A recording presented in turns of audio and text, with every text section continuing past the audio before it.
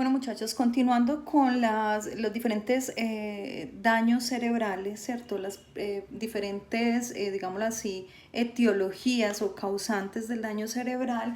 Vamos, ya hablamos un poco sobre el accidente cerebrovascular. Vamos a hablar un poco sobre el traumatismo cráneoencefálico o encefalocraneal, que les dije pues que se conocen de las dos formas. Vamos a definir y a conocer algunas de las consecuencias de estos, y la invitación es a que los videos que les voy a adjuntar al Classroom y que mañana pues que en la clase los logremos también revisar para que miremos algunos casos y cómo se manifiesta, cómo se evidencia estos, digámoslo así, estos diferentes causantes de que ese cerebro y que ese sistema nervioso se vea afectado, se vea dañado. Entonces, el traumatismo craneoencefálico es un daño cerebral adquirido, se puede producir por muchos factores, puede ser un accidente de tráfico, accidentes deportivos, bueno, que se ha atropellado, caídas, agresiones, accidentes laborales, etcétera, que dependiendo pues como de la zona, de las zonas de la parte del sistema nervioso que se ha afectado y de la gravedad, podrá tener unas determinadas consecuencias u otras.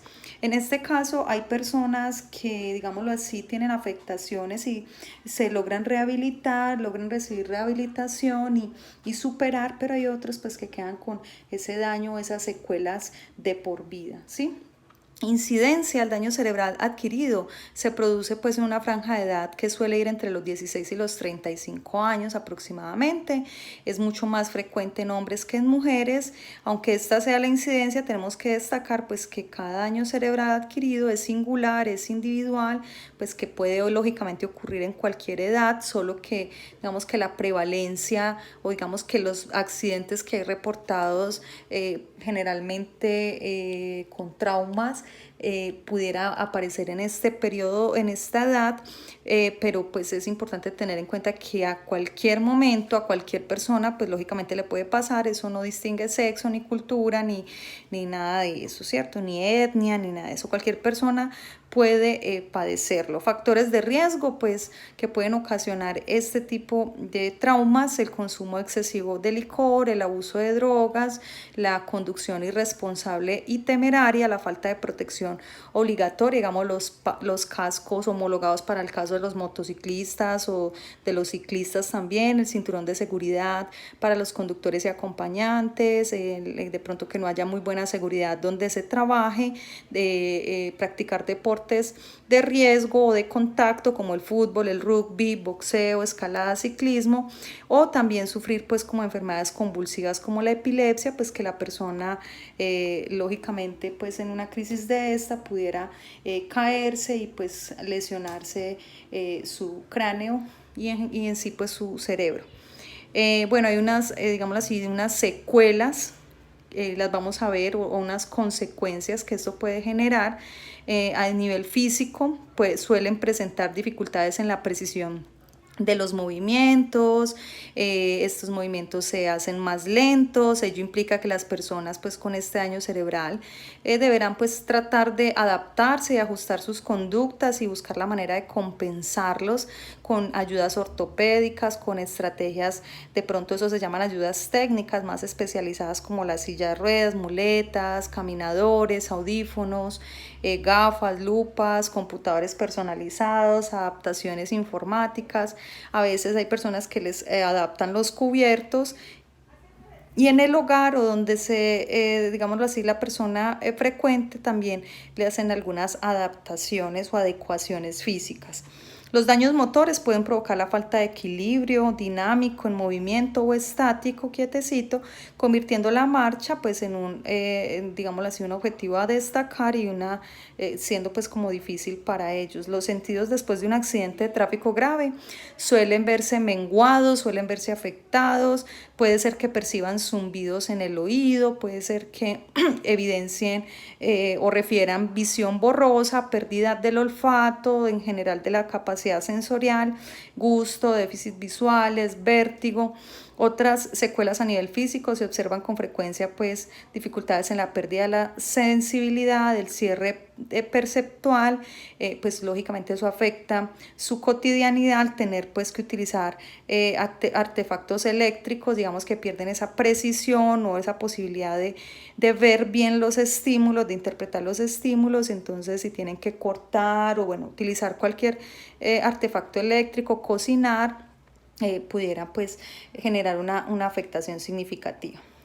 A nivel cognitivo, las personas que han sufrido traumas cráneoencefálicos suelen tener dificultades en la atención, en la comprensión, en la ejecución de tareas simples, órdenes simples, alteración del juicio, es decir, esa capacidad de tomar decisiones, de definir lo correcto, lo incorrecto. Puede ser que pierdan la memoria inmediata y también dificultades para resolver situaciones en su contexto familiar, problemas que pudieran presentarse.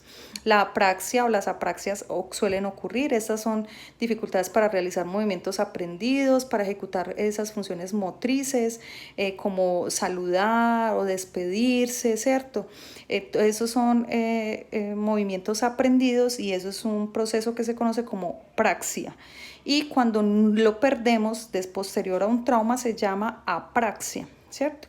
Puede ser que está activa la capacidad física, pero digámoslo así, la inquietud para llevar el movimiento a cabo, pero está la dificultad presente, digámoslo así, a la hora de ejecutarlo. Entonces pueden haber dificultades a nivel para vestirse, para preparar la comida, para cepillarse los dientes, para cortar el pan, para hacer una lista de compras, para hacer una llamada, para limpiar la casa, para planificar unas vacaciones, para llevar como la economía de su casa y demás. Los aspectos que se suelen destacar en esta dimensión están relacionados con la capacidad de iniciativa, que en algunas situaciones se ve disminuida.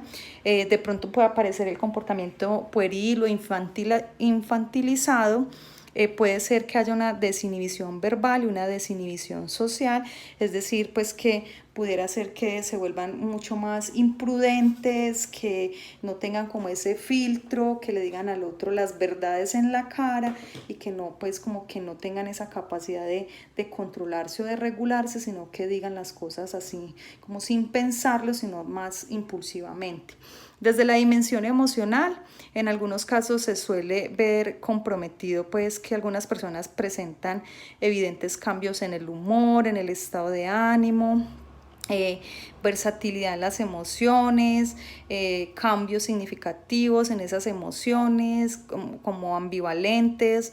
Algunas personas suelen hipersensibilizarse, volverse muchísimo más sensibles, digámoslo así, más frágiles a nivel emocional, cambian los estados emotivos con rapidez y pues aparece al parecer sin motivos claros o evidentes. Se destaca además una disminución en esa capacidad de autocrítica, de pues identificar sus actuaciones, pues su pasividad, ausencia también de motivación, de interés, una apatía generalizada, dificultad para emprender nuevas propuestas, de pronto lograr esas metas que se habían propuesto en algún momento, no son capaces, no se motivan, no tienen la energía, la fuerza para hacerlo, se desinteresan por esos objetivos personales y demás. La situación de una persona pues con este tipo de afectación genera desconcierto, genera incertidumbre, inquietud al no poder hacer frente con todos los sentidos y pues si ese desbordamiento generalizado, digámoslo así, que las familias se ven significativamente afectadas, pasan pues lo que se conoce como por una etapa de shock al escuchar el diagnóstico y en algunos casos el pronóstico, cuando les dice que esa persona necesita rehabilitación, cuando esa persona necesita, digámoslo así, un acompañamiento, una comprensión en la casa importante. Hay familias pues que les cuesta asumir esto, ¿cierto? Y pues entender que pues es un tema de mucha paciencia y las familias generalmente refieren culpa, refieren miedo, refieren ansiedad, angustia y los cuidadores, pues los que acompañan estos procesos realmente se ven muy afectados. Bueno, el núcleo familiar adquiere posturas extremas, polarizadas, como son, algunos se vuelven más sobreprotectores, bueno, otros se distancian, otros se vuelven muy exigentes, otros se desentienden. Bueno, eso va a impactar ese cambio en los roles familiares, se ven alterados, puede hacer que sea el papá, sea la mamá, entonces cambian los roles al generar una discapacidad en uno de los integrantes de la familia. En términos de intervención, pues lo que se orienta es escuchar a la familia, resolver las inquietudes, brindar psicoeducación, pues motivar a la familia. Bueno, y eso es importante que sepan que cuando nos vemos los psicólogos pues nos enfrentamos a este tipo de situaciones, pues nosotros, y creo que en algún momento en clase se los había dicho, debemos propender por que la persona en situación de discapacidad logre el máximo de sus capacidades, ¿cierto?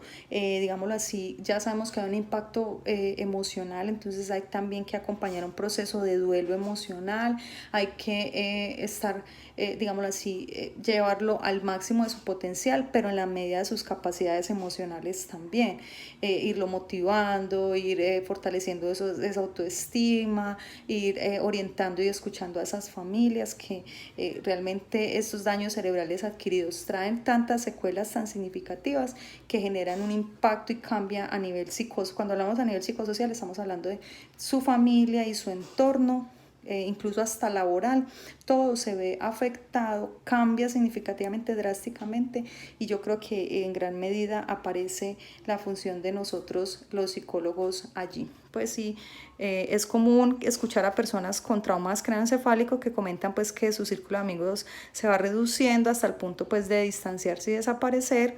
El entorno de amigos, conocidos, familiares, puede ser que por desconocimiento pueden adoptar conductas o de sobreprotección, como les decía ahorita, bueno, o que se van ya a los casos extremos donde pudieran aislar a la persona en actividades que de pronto ella sí pudiera hacer porque les da miedo, por inseguridad, bueno, por alguna razón. Y bueno, el objetivo y como les estaba diciendo ahorita, la tendencia debería ser buscar el máximo de la calidad de la autonomía personal y social de la persona afectada por un trauma craneoencefálico. Entonces, esto pues como para tener una idea de cómo se ve afectado, de qué manera una persona con un trauma craneoencefálico, digámoslo así, se enfrenta a consecuencias o a secuelas físicas, que depende lógicamente de la parte del cerebro. Ustedes ya logran identificar cuál parte está asociada a una función. Entonces, lógicamente, si hay una afectación hemisferio izquierdo en el área de Broca, pues la consecuencia va a ser un problema en el lenguaje verbal, ¿cierto?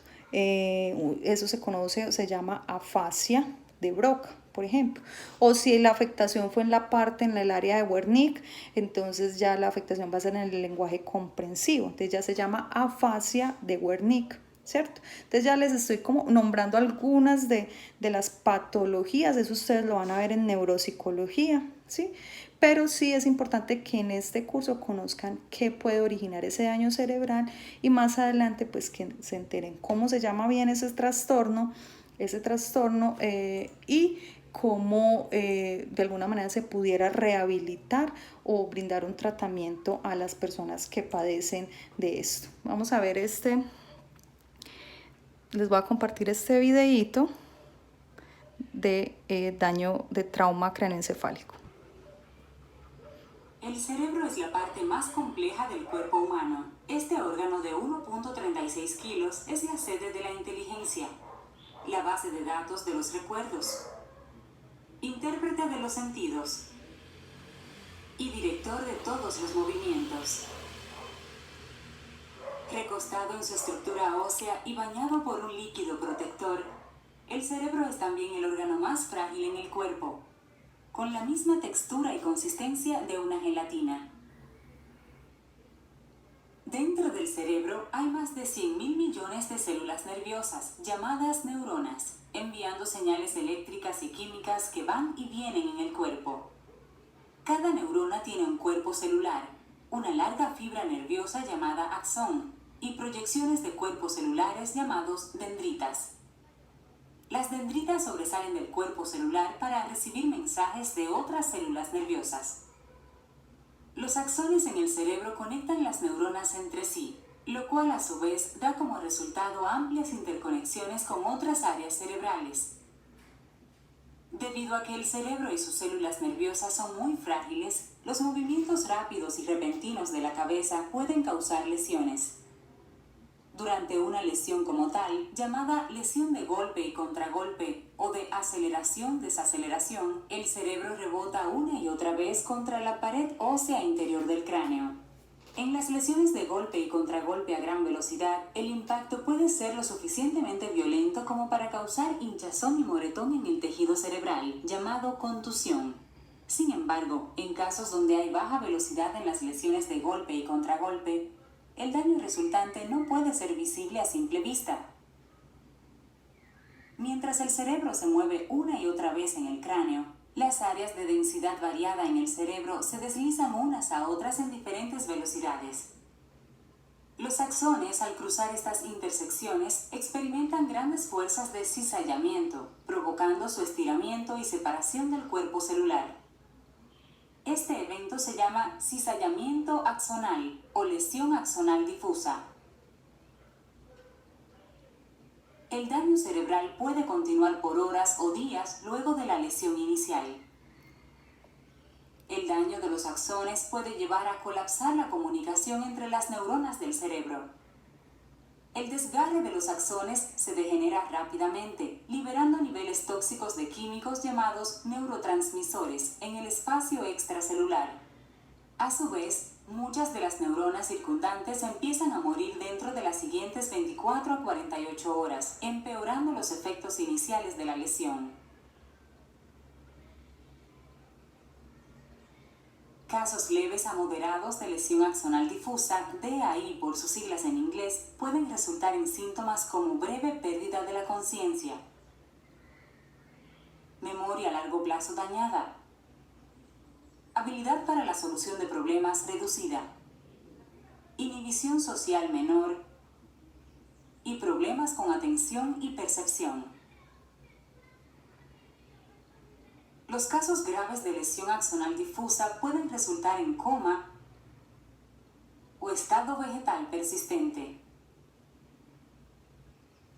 En los Estados Unidos, más de 1 millón de casos de lesiones cerebrales traumáticas leves, incluyendo la lesión axonal difusa, son reportados cada año. De este número, más de 300.000 pacientes sufren efectos a largo plazo por el daño. La tomografía computarizada o TC y la imagen por resonancia magnética o IRM son exámenes que se pueden realizar para revisar la lesión cerebral traumática leve. Los resultados de estos exámenes normalmente muestran una lectura normal. Por lo tanto, los médicos deben confiar en la historia del paciente y en un examen clínico para diagnosticar una lesión cerebral traumática leve. Listo, espero pues que bien juiciosos se hayan visto este video que explica unas generalidades y que estoy convencida de que con los demás videos más lo que ustedes han estado leyendo en el libro y las páginas que les sugerí más la ficha, va quedando mucho más claro esto y esas consecuencias en términos de trastornos o alteraciones las van a ver en ese curso que yo les digo de neuropsicología, pero acá sí debemos tener como digamos ese abrebocas a lo que puede resultar como principales causantes o agentes que pudieran dañar en nuestro cerebro.